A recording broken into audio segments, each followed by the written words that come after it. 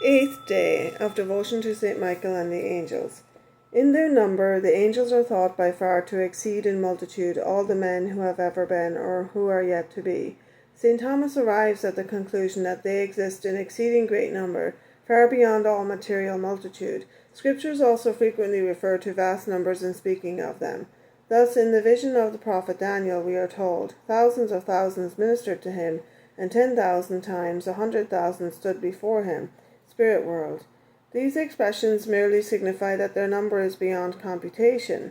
Now there might be confusion in heaven were this limitless multitude without order, but as we have seen, the angelic hosts are divided into various hierarchies and choirs, each one having its appointed duties, not all equal in dignity, but all duly subordinated. The Almighty God, who maintains so wonderful a harmony between thousands of suns, suspended above our heads and rolling in space, maintains also among these celestial spirits an admirable order and a marvelous subordination. Their glory is to execute God's orders promptly and joyously, and they lose no opportunity of proving their fidelity and devotion to the most gracious and the most perfect of masters. They are an example to men of loving service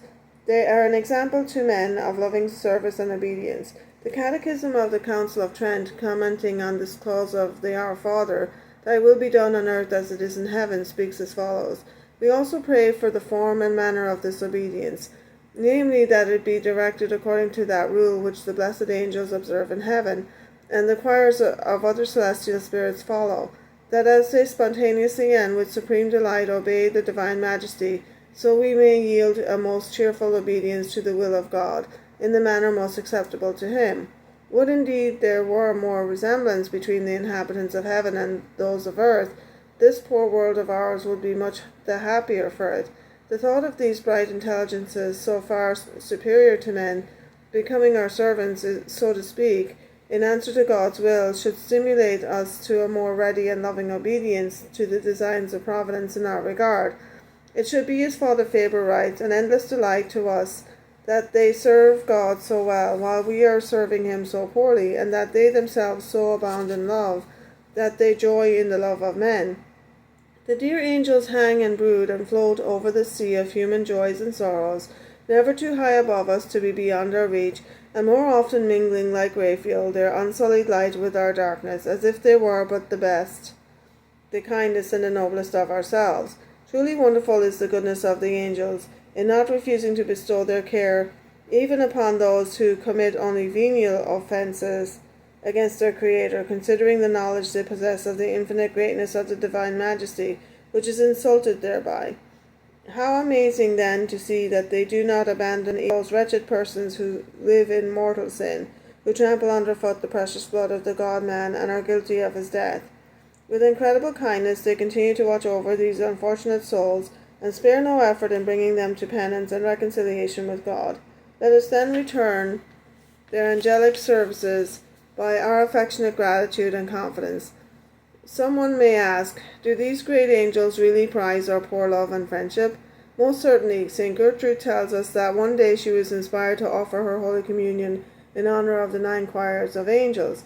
God permitted her to see how radiantly happy and grateful they were for this act of love. She had never dreamed that she could give them such happiness. This example should encourage us to do the same, especially by offering the divine blood in thanksgiving to God for all the beauty and holiness and glory that he has given them. If we do so, they will repay us 1,000 times over.